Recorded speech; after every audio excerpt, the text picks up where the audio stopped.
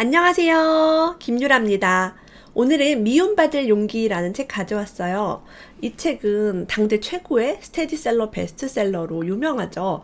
아들러 심리학으로 우리나라에 정말 안 읽은 사람이 없을 정도로 유명한 책, 미움받을 용기입니다. 이 책 진짜 너무 많이 팔린 유명한 책이에요. 제목 아마 한 번쯤 다 들어보셨을 거예요. 지금도 좀 잘 나가는 걸로 알고 있고요. 제가 이거 읽은 지는 몇 년 됐습니다. 나온 지는 좀 된 책이에요. 자유롭고 행복한 삶을 위한 아들러의 가르침이라고 되어 있어요. 우리가 행복하지 않은 이유가 미움받을 용기가 없어서라고 합니다. 제가 조금 더 행복해지기 위해서 미움받을 용기를 내어서 오늘 썸네일에 인상을 확 써봤어요. 처음엔 이렇게 삐진 표정을 하려고 하다가 너무 귀여운 거예요. 그래가지고 이렇게 우는 거 있죠. 애기들이 이렇게 우는 표정을 제가 한번 지어봤습니다. 아마 썸네일 보신 분은 왜 저래 미쳤나 이럴 수도 있어요. 그래서 일부러 이제 책 제목이 미움받을 용기니까 미움받을 용기를 내서 이런 표정을 한번 지어봤어요. 재밌네요. 앞으로 좀 다양한 표정을 지을 수 있을 것 같습니다. 여기 추천사를 써주신 분이 김정운 문화심리학자, 유명하신 작가님이시죠. 에디톨로지 같은 책을 쓰신 분인데요. 이분이 이렇게 말했어요. 인생은 과거에서 현재를 지나 미래로 이어지는 선이 아니라 점과 같은 찰나가 쭉 이어질 뿐이란 주장이다. 지금 현재의 순간에 내게 주어진 인생의 과제에 춤추듯 즐겁게 몰두해야 한다. 그래야 내 인생을 살 수 있다. 타인의 인정을 얻기 위한 인정 욕구를 과감히 포기해야 한다는 주장도 흥미롭다. 남의 이목에 신경 쓰느라 현재 자신의 행복을 놓치는 실수를 범해서는 안 된다. 내가 아무리 잘 보이려고 애써도 나를 미워하고 싫어하는 사람은 반드시 있게 마련이니 미움받는 것을 두려워해서는 안 된다. 그 누구도 거울 속의 내 얼굴을 나만큼 오래 들여다보지 않기 때문이다. 남들 이목 때문에 내 삶을 희생하는 바보 같은 짓이 어디 있느냐는 저자의 주장이 이 책에 담겨 있습니다. 다른 말로 하면 그지 같을 용기 이런 거 되게 좋겠죠. 여러분들 아마 우리 로얄 패밀리 여러분들은 좀 다 이해할 수 있는 그런 스토리인 것 같아요. 저도 몇 년 만에 다시 읽어봤는데 옛날에 읽었을 때보다 더 와닿는 게 많은 그런 책이었습니다. 목적론이라는 게 있대요. 인간은 과거 원인의 영향을 받아 행동하는 것이 아니라 스스로 정한 목적을 향해 움직인다. 과거의 내가 어쨌든 지금 내가 정한 대로 움직인다는 거죠. 자, 그럼 우리가 한번 목적을 정해볼까요? 행복하기 위한, 자유롭기 위한 그 목적을 가지고 이 책을 읽으시면은 이렇게 해보면 더 행복해지는구나를 알 수 있게 됩니다. 사람이 쉽게 변하지 않은 이유 궁금하신가요? 우리 헤어스타일 같은 거 잘 안 바꾸지 않아요?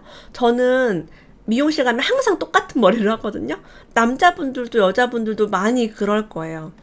자, 우리는요, 조금 불편하고 부자연스러워도 지금의 생활 양식에 익숙해져서 이대로 변하지 않고 사는 것이 더 편하다라고 합니다. 오래 탄 차를 운전하는 상태. 다소 덜거덕거려도 차의 상태를 고려하면서 몰면 된다고 해요. 하지만 새로운 생활 양식을 선택하면 새로운 자신에게 무슨 일이 일어날지도 모르고 눈앞의 일에 어떻게 대처해야 할지도 몰라서 미래를 예측할 수 없어 더욱 불안한 삶을 살게 된다고 합니다. 그래서 인간은 이런저런 불만이 있더라도 이대로 나아가 그냥 사는 게 편하고 안심이 된다고 해요.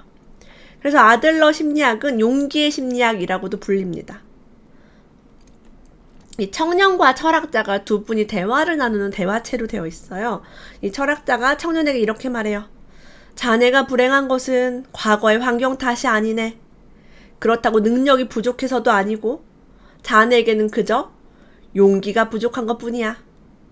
말하자면 행복해질 용기가 부족한 것뿐이지.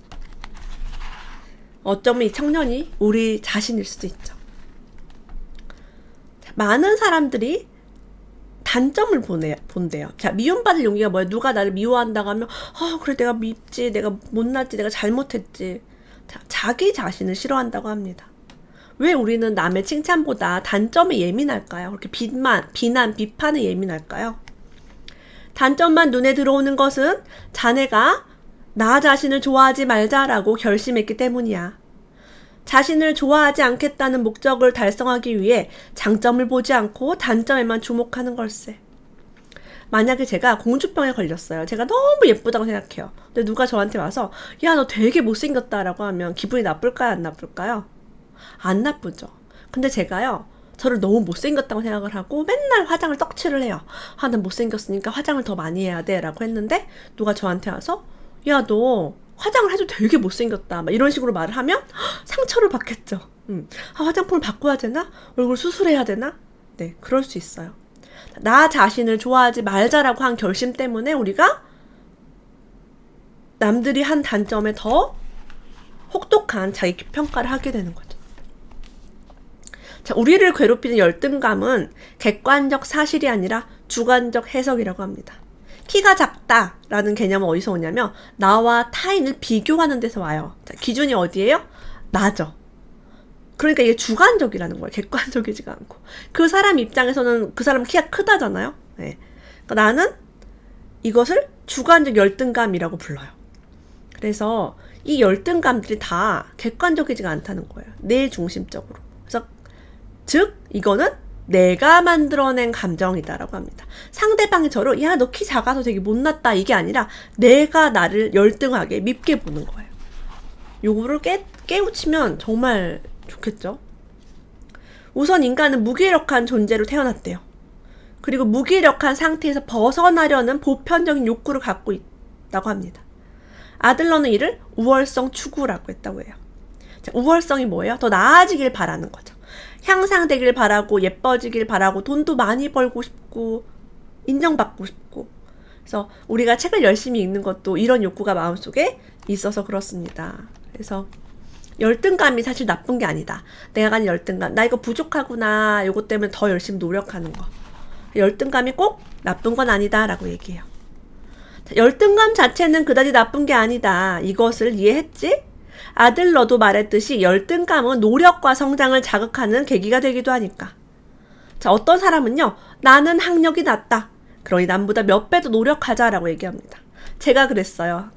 나는 학력도 낮고 가진 것도 없고 백도 없으니까 책을 열심히 읽고 글쓰기도 열심히 하고 노력을 좀 해야겠다고 생각을 했어요. 자, 어떤 사람은 이렇게 생각한대요. 자신의 열등감을 변명거리로 삼기 시작을 한 상태를 열등 콤플렉스라고 합니다. 나는 학력이 낮아서 결혼할 수가 없어. 나는 못생겨서 결혼할 수가 없어. 솔직히 말씀드리면 제가 24세 결혼을 했어요. 굉장히 빨리 했죠. 왜 이렇게 빨리 했을까요?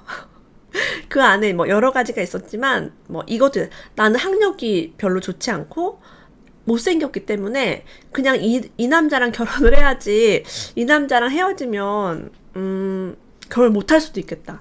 나같이 못생기고 형편없고 성격도 더러운 여자랑 누가 결혼을 하겠어. 나랑 결혼을 해준다고 하는 이 남자친구랑 그냥 해야겠다라고 열등 콤플렉스가 있어서 빨리 했어요. 고백. 네, 그렇습니다. 자, 아들러는요, 이것을 무늬만 인과 법칙이라고 해요. 자, 뭐냐면 실제로 인과 법칙이 없는 거예요. 원래는 어떤 인과 관계가 없는 것을 마치 중대한 인과 관계가 있는 것처럼 스스로에게 설명을 납득한대요. 자, 학력이 낮으니까 노력하는 사람도 있고, 학력이 낮아서 포기하는 사람도 있어요. 자, 학력이 그럼 중요해요, 안 중요해요? 안 중요하죠. 이거랑 나 학력이 낮아서 어쨌어, 이게 아무 상관이 없는 거죠. 왜? 학력이 낮은 게 중심이 있지만 잘 될 수도 있고 안 될 수도 있으니까 인과 관계가 없다. 이거를 무늬만 인과 법칙이라고 해요. 여러분도 이 무늬만 인과 법칙을 끊어버리세요. 난 예쁘지 않아서 24세 지금 당장 결혼해야 된다. 나한테 해준다고 한 이 남자한테. 이것도 지나고 보니까 진실이 아니었어요. 전 시집을 갈 수 있었습니다. 그 남자가 아니어도. 나는 학력이 낮아서 성공할 수 없다가 아니라 성공할 수 없는 것이 아니라 성공하고 싶지 않은 것으로 봐야 한다고요. 자, 이게 뭐냐면 현실적인 노력을 하고 싶지 않다. 지금 누리고 있는 즐거움, 예를 들면 놀거나 취미를 즐기는 시간, 이런 것들을 희생해서 나를 변하게 하고 싶지 않다. 즉 생활 양식을 바꿀 용기가 없다라고 표현해요. 팩폭이죠, 팩폭. 팩트폭력. 뭐 게으르다 이렇게도 볼 수 있겠어요. 자, 건전한 열등감도 있대요.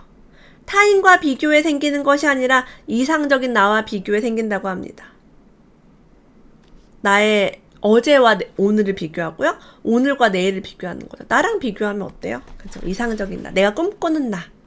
롤모델이 바로 뭐 내 친구, 내 질투하는 다른 사람이 아니라 내가 그냥 좀 더 성장했으면 좋겠다. 책을 읽고 변화했으면 좋겠다. 요렇게 하면 되는 거죠.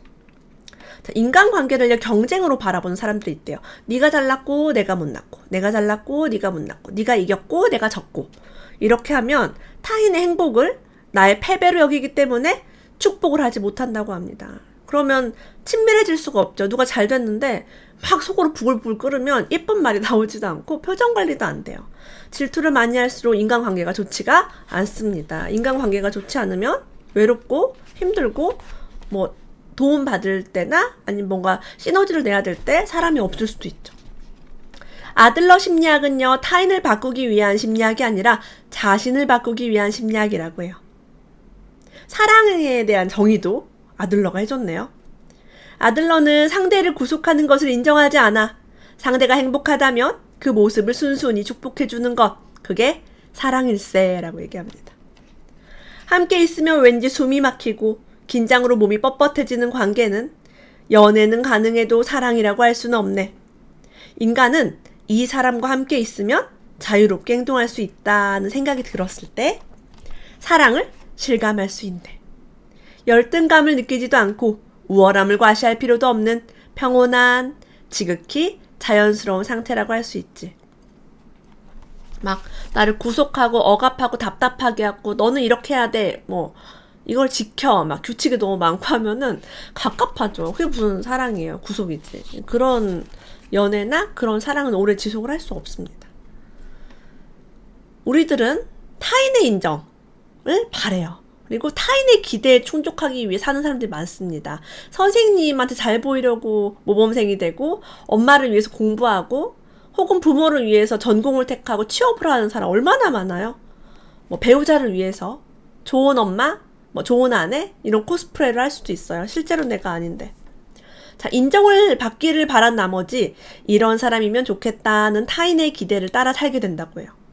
즉, 진정한 자신을 버리고 타인의 인생을 살게 된다고 합니다. 기억하게, 자네가 타인의 기대를 만족시키기 위해 사는 것이 아니다 라고 한다면 타인 역시 자네의 기대를 만족시키기 위해 사는 것이 아니다 라는 걸세. 제가 남의 기대를 만족시키기 위해 사는 사람이 아니잖아요. 그럼 그 사람도 나를 만족시키기 위해 사는 게 아니에요. 자, 배우자로 봤을 때 우리 남편도 나를 뭐 만족시키기 위해 행동하지 않고 나도 마찬가지예요. 자, 그러면 상대가 내가 원하는 대로 행동하지 않더라도 화를 내서는 안 된다고 합니다. 왜 양말을 바닥에다 버렸어? 뭐, 왜 빨래를 빨리 도와주지 않았어? 왜 설거지를 안 했어? 이런 걸로 싸울 필요가 없는 거죠. 그리고 아이한테 공부해라 이런 강요를 하지 말라고 아들러는 얘기했어요. 그럼 청년이 이렇게 물었습니다. 아이가 공부를 전혀 안 해도 그냥 냅둬야 됩니까? 그거는 방임이 아닌가요? 라고 물었어요. 방임이란 아이가 무엇을 하는지도 모르고 알려고 하지도 않는 태도래요. 엄마가 아이가 뭘 하는지, 뭘 좋아하는지 알려고 하진 않아요. 하지만 아이가 공부하고 싶을 때 언제든지 도울 준비가 되어 있다는 의사를 전달을 하고, 아이가 숙제를 하거나 이런 거 함부로 침범을 해서 막 도와줄게, 왜 안 했니? 이렇게 하지 않는 게 중요하다고 합니다.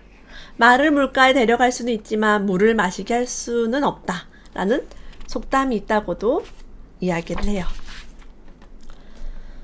자, 미움받고 싶지 않다는 일념에서 10명 전원에게 충성을 맹세하는 어떤 사람이 있었대요. 자, 그럼 그 사람은요, 포퓰리즘에 빠진 정치가처럼요, 못할 일을 할 수 있다고 호언장담할 수도 있겠죠. 책임지지 못할 일을 떠맡을 수도 있고요.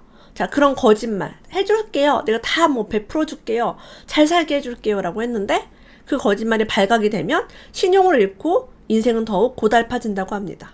자, 계속 거짓말을 하면 이 스트레스가 상상을 초월하게 돼요. 그래서 오지랖이 넓거나 남을 너무 도와주려고 하거나 모든 사람에게 잘 보이고 싶어하면 착한 사람 프레임을 가진 사람은 힘들어요. 절대 착한 사람 되지 마세요. 지금 오늘 스토리가 그 얘기죠. 자유란 뭘까요?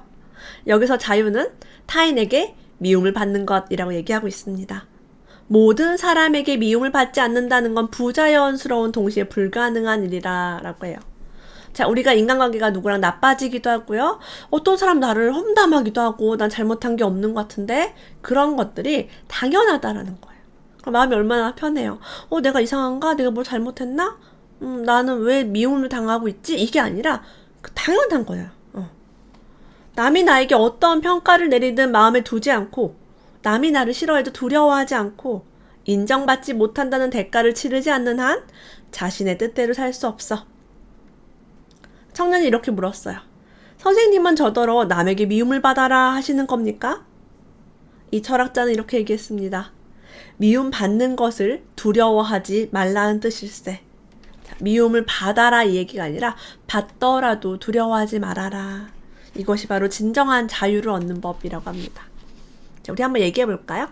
나는 미움을 받는 것을 두려워하지 않겠다. 나는 미움받는 것을 두려워하지 않겠다. 나는 악플 달려도 괜찮다. 당연하다. 네, 그럴 수도 있다.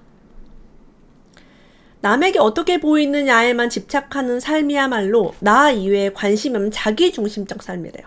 내가 남에게 어떻게 보이는지, 내가 예쁜지, 내가 말을 잘하는지, 내가 착한지. 그럼 얼마나 피곤하겠어요. 나에 대한 집착을요, 타인에 대한 관심을 바꾸래요. 나를 그만 보고 상대방이 뭘 좋아하지? 상대방이 배고픈가? 상대방이 지금 기분이 좋은가? 이렇게 하면 더 인간관계가 좋아지겠죠. 나 말고 상대의 관심을 갖자. 그런 사람들이 있어요. 이 얘기를 누구한테 하고 싶은데 그 상대방이 서운해하거나 기분 나쁘다고 인간관계를 끊어버릴 것 같아요. 우리 그럴 때가 있죠. 나를 너무 힘들게 하는 가족이나 친구나 동료가 있어요. 왜 저러는지 모르겠어. 자, 근데 이렇게 얘기합니다. 이 일을 제기해서 무너질 정도의 관계라면 그런 관계는 없는 이만 못하다. 이쪽에서 끊어버리면 그만이다. 관계가 깨질까봐 전전긍긍하며 사는 것은 타인을 위해 사는 부자연스러운 삶이야 라고 얘기합니다. 여러분 누군가에 끌려다니고 있나요? 만나기 싫은데 계속 만나고 그 사람 부탁을 들어주기 싫은데 억지로 하고 있어요? 참지 마세요. 상대방이 서운하면 어때요? 그걸로 관계가 완전 끊어진다면 그건 인연이 아닌 거죠. 그래서 여러분들 계속 예 하지 마시고 아닌 것 같으면 끊으세요. 그게 뭐 가족이 돈을 달라고 한다거나 뭐 부당한 것을 요구하거나 그런 거 여러분이 끊으면 건강하게 끊을 수 있어요.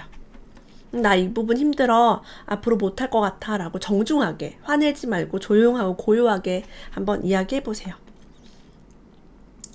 만약 자네가 칭찬을 받고 기쁨을 느낀다면 그것은 수직관계에 종속되어 있으며 나는 능력이 없다고 인정하는 것과 다름이 없다고 해요.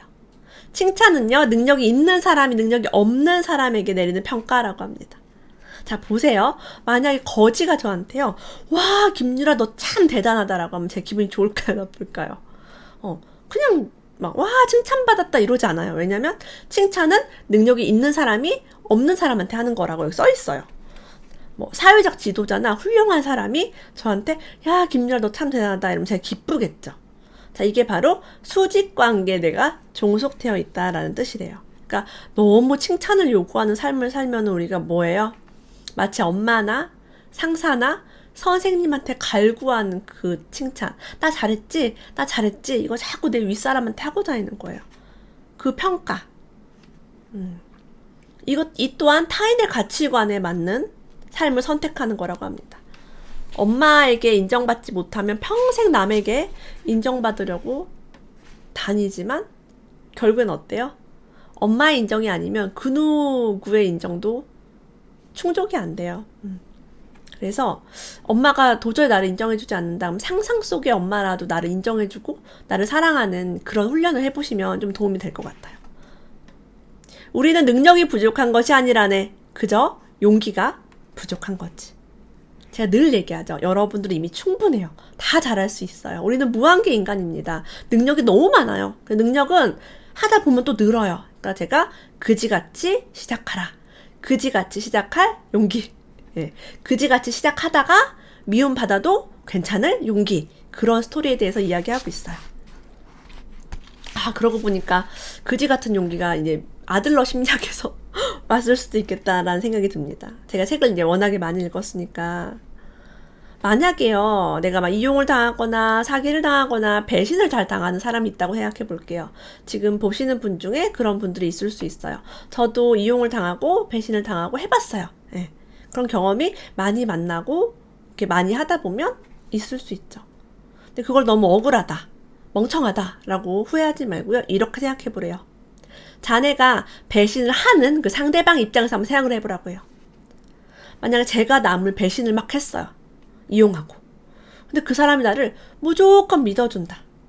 무슨 짓을 해도 신뢰를 해준 사람이 있다.